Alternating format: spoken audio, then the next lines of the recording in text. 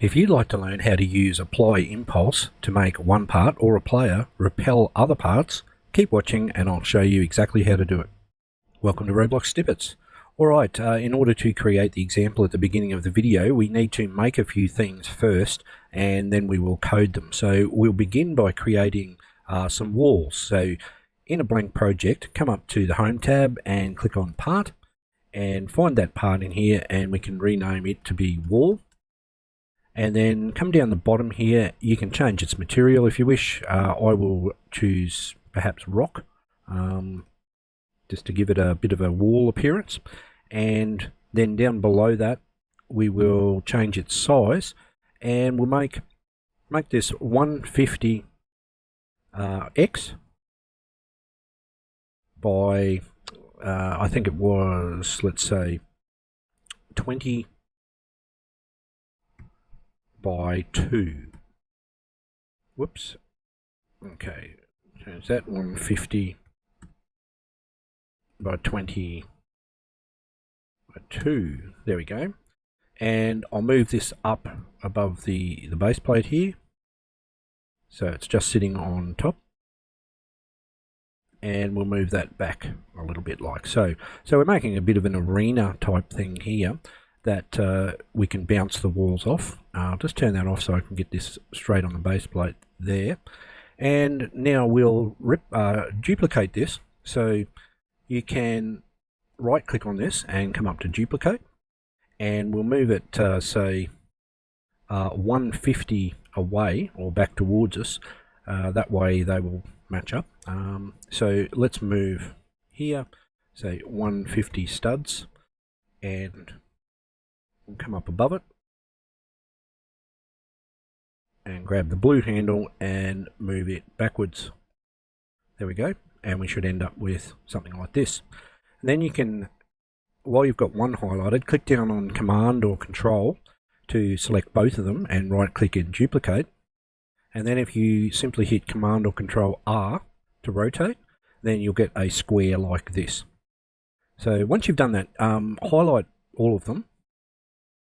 So click one, hold down Shift, right click, and we'll turn this into Group as Model, and we'll call this Walls.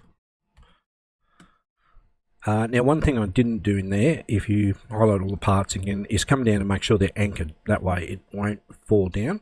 And we do want Can Collide On so that it all works. Now our spawn point, if I zoom in here on it, and just come back, we might lift this up because we're going to be an observer in this. I'll turn this off again. We're going to be an observer of what's happening in our example here. So I'll move it back over to the edge so we can watch what's going on inside of the arena. Alright, so now we have our walls. Let's create a target, and this is the thing that is going to repel the other parts. So inside of our arena here, come up to Home and we'll click on Part once again. Actually, we won't use, well, we can use a square part, that's fine. And let's make it a red color so it stands out. And I'll leave it as plastic. We'll continue to scroll down and let's make it say 5 by 5 by 5, so it's a cube. And we'll move it up a little bit. And then come down and we will anchor that part as well. And you can leave on Can Collide, however we're not really going to make use of it because we're going to have a shield around here that is going to repel parts for us. Right, so the parts that we will repel, we're going to add some spheres or balls into here that will roll towards this part constantly and bounce off the walls so they can be reflected. So up on the part here, click on the drop down and choose the sphere. Alright, and now I've made the sphere in mind 3 by 3 by 3. So let's call this ball, and for this red cube, let's call this our target, so we can distinguish which is which. Alright, I'm going to make the color of the spheres to be black, and then come down and we will change their size to be 3 by 3 by 3, and we will also make them anchored and we'll leave them unanchored because we want them to roll, but we'll leave can collide on so they can run into things. Right, now we're going to make a few of these. So if you'd like, just click on this and duplicate it, and then move these, say make about 8 or 9. So I'll duplicate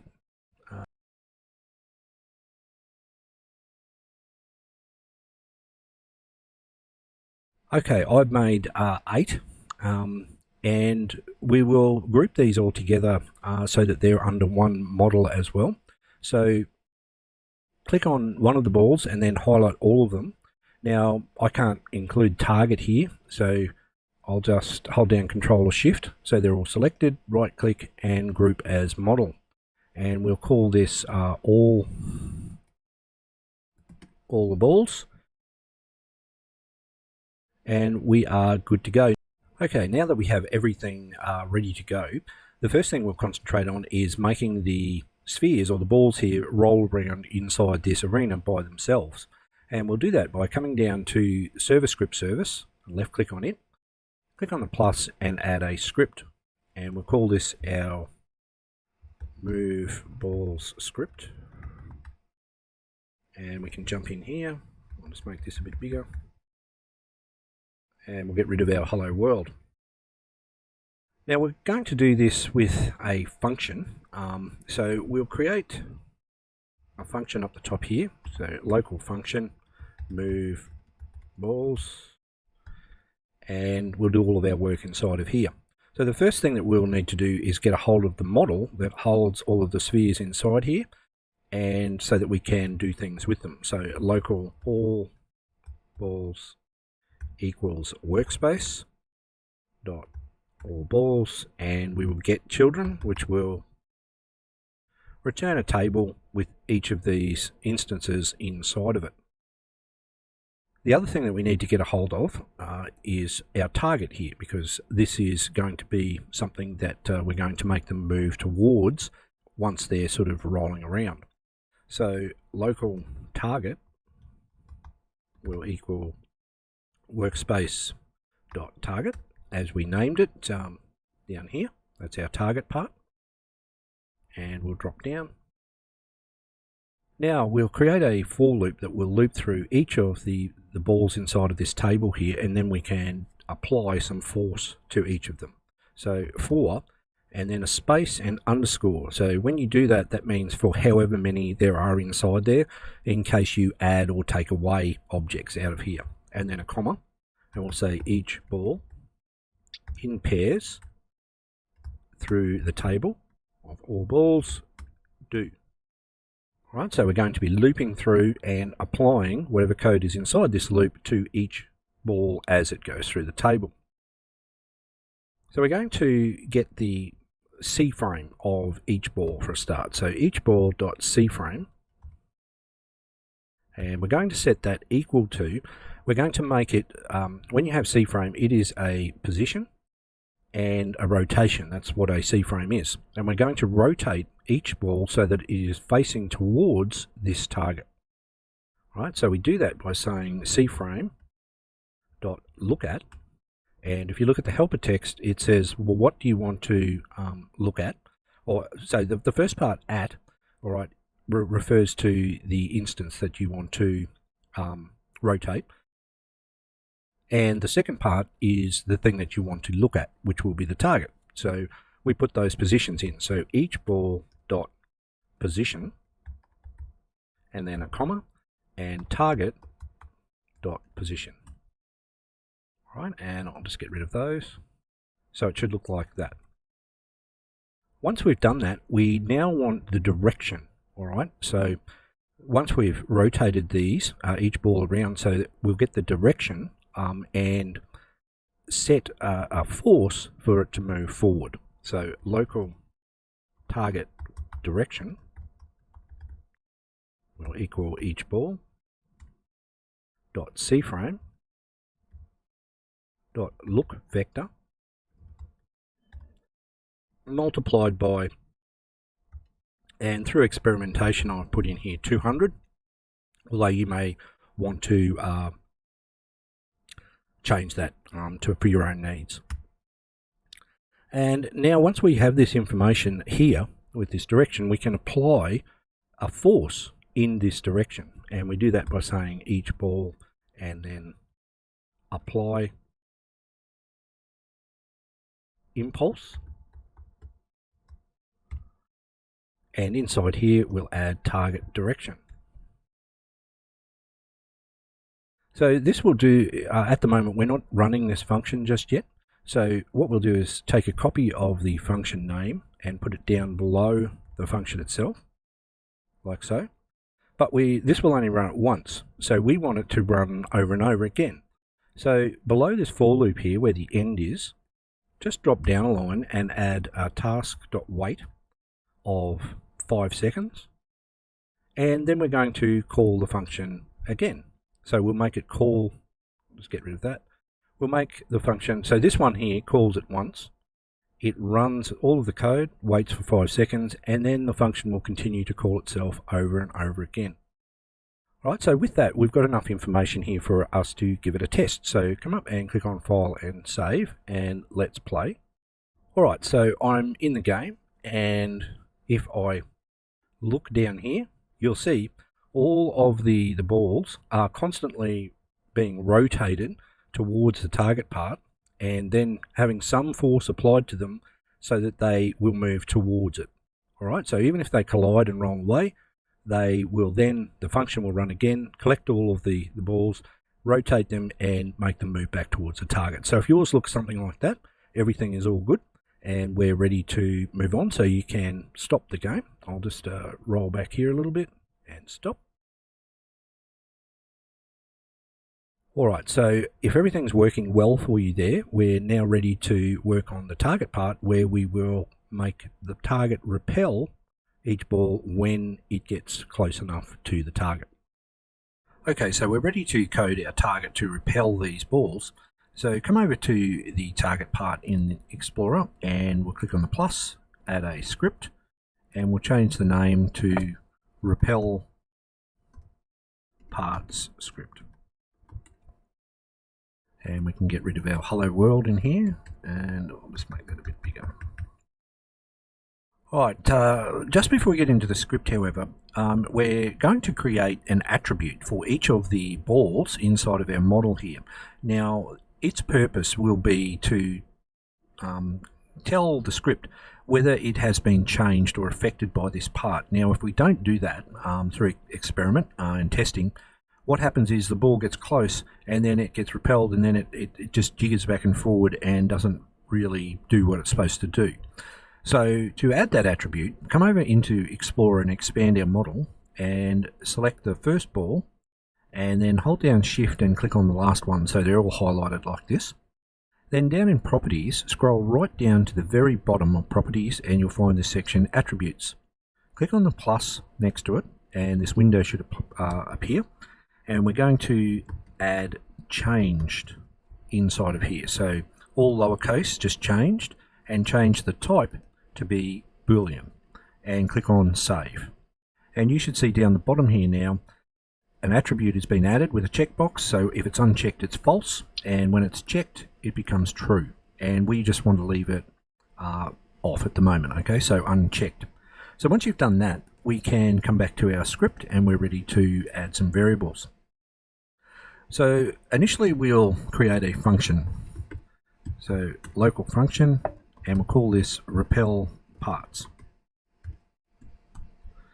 Now we're going to run this over and over again and we'll use a run service to get this to happen. So above the function, create a variable called rs, short for run service, and then game, get service, and run service.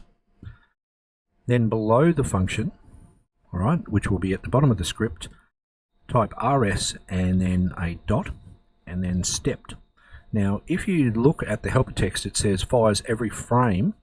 Okay, so if your game's running at 60 frames a second, then it's going to run there 60 times a second, so very quickly. And once you have stepped there, add a colon connect and type in the name of the function here. Notice that there's no parentheses. It'll just run this function over and over again. we'll need to create some variables for us to use inside of here. So below our run service up the top, the first one will be local part, which will be script.parent. All right, and now I've called it target in the workspace, but we're going to use target elsewhere in the script, so this will simply make it different and not get confusing. And below this, we'll get all of the balls again, so local all balls will equal workspace dot all balls and a colon get children. Whoops, not get attribute, get children. And that will give us a table for us to loop through. So inside of our Repel parts here, we'll now create a for loop to loop through each of the balls inside of our table. So for I, comma, ball, in pairs, all balls, and just outside do, and we can loop through each one and apply the code inside of here. So the first thing that, or I'll give you an overview of what's happening in the script, or what we're trying to do. As a ball rolls towards this target, we're going to create an invisible barrier around here. And when the ball crosses over that, we're going to grab that, the particular ball that's got close enough and apply a force that will push it back away. All right? So to do that, we need to determine how close is it. So we'll create a variable here called target and add a set of parentheses, and we'll add in part.position and then subtract the ball.position, whoops, and outside of here dot magnitude.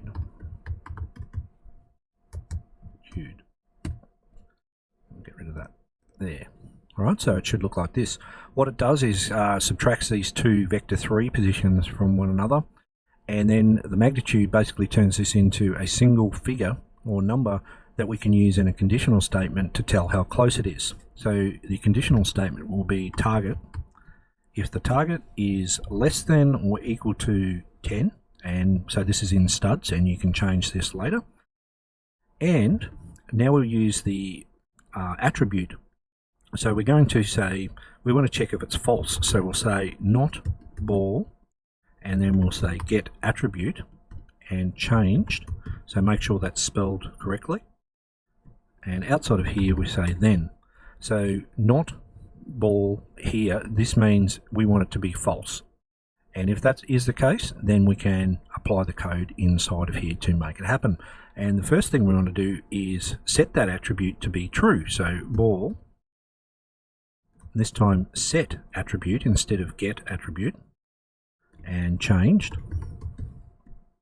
And then just outside add a comma and set this to be true.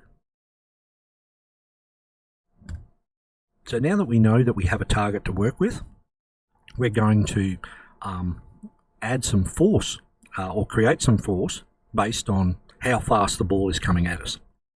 So we'll create a variable here called force, and we'll set this to 50. Once again, this is a number you can play around with later after you've run it.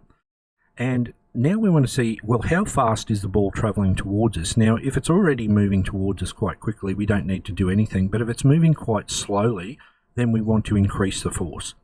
So we'll say if ball dot assembly, okay, linear velocity. So that's a long one, make sure it's spelled correctly, dot magnitude is less than, and now we're going to create an effect here using a force field or create a type of force field.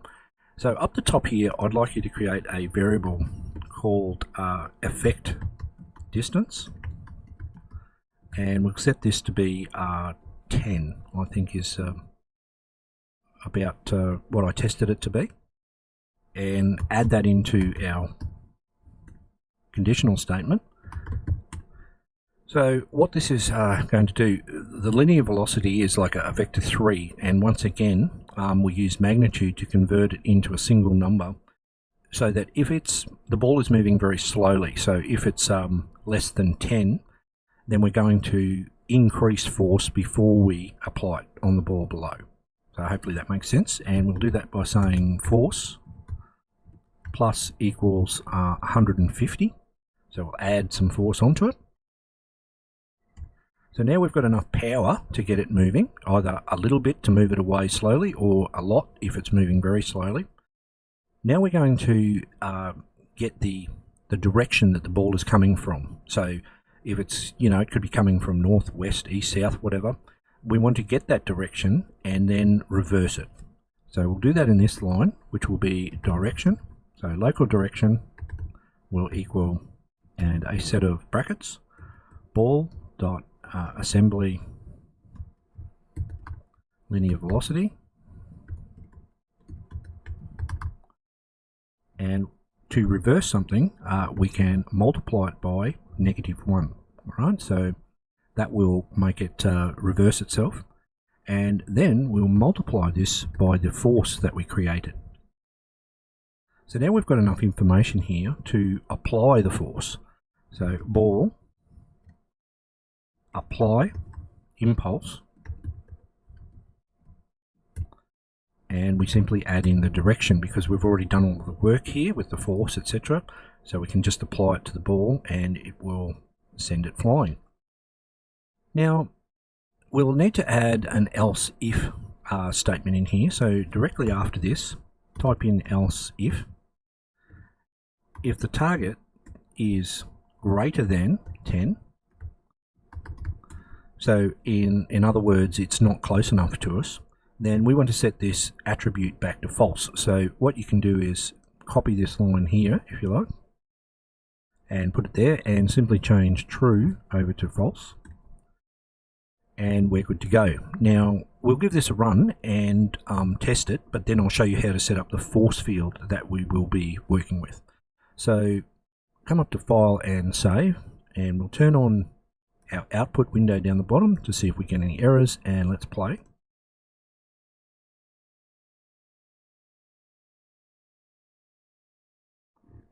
Alright, so I'm loaded in the game, and if you watch carefully, the balls are rolling around, hitting the wall, and when they get close enough, the part is repelling them or applying that force to them and making them shoot off in the opposite direction to where they came from. Alright? And our code from earlier, our script, is grabbing all of the balls and it is making them move towards the target regardless of where they are, so that we can continuously test to check it's working. So if yours is working like that, the last part will be just a quick bit to create the illusion of a force field that is pushing the balls away. So we'll stop the game running there and come back to our script. Alright, actually, while we're in here, we need to create the illusion of the force field. So in the workspace, I'll bring up my Explorer and Properties window here, and we'll click on the target part and focus in, so F. We'll create now in the workspace another part, so come up to Home and we'll make it a sphere and add it in. Now change the name of this to be Field, so like a force field, and change it to, we're going to make this fairly transparent, so I'm going to make mine like a toothpaste blue, and down the bottom we will turn off Can Collide but turn on Anchored. And you can also just come back up and we can set the transparency of this to be well, 1 in a minute, but before we do that we might change its size. So let's make it 20, okay? So 20 by 20 by 20, which is quite big, okay? And we'll now set its transparency to be 1 and make it disappear. Right, now you might think, oh, that's a bit out of control, but we're going to change this in the script and center it around our target part. So coming back into our script again, at the very top we can add a new variable up here, so local field, and we can say workspace, field to grab a hold of that, and we might change the, well, we'll put a variable in for the size as well, so local field size. That way you can change it to something more suitable if you don't think that it is working, right? But we've set it to 20 at the moment. Now we're going to trigger this when the part gets down here in the script, when the ball is close enough, but we'll need a function to make it operate correctly. So just below the variables, create a function, and we'll say trigger field. And inside of here, the first thing we'll do is set its position. So field position will equal the part position, so which is our target where it's rolling towards. So it'll center it in the middle of that. And then we'll say the field dot size will be equal to vector3.new, and we'll use our variable up the top here. So field size in each of the 3 x, y, and z. Now we just set our transparency down here to 1, so we want to show the field now. So field dot transparency will equal 0.85, and then after a very brief wait of say 0.1 second, and you can play with this a little bit, we will set the field transparency back to 1, making it invisible. Right, so once you've got it looking like this, take a copy, highlight the name and Command or Control C to copy it, and scroll right down to where we are applying the force here, and just after that line, drop a line and paste it in there. And that is all we should need to do to get this to work. So let's click on File and Save and play. Right, I'm all loaded in the game, and as you can see, when the ball gets close enough and triggers, our force field, if I jump down and have a closer look, is activating and pushing the balls away. If you found this video useful, subscribe now. For more information about my online courses, go to mrbrendanross.com.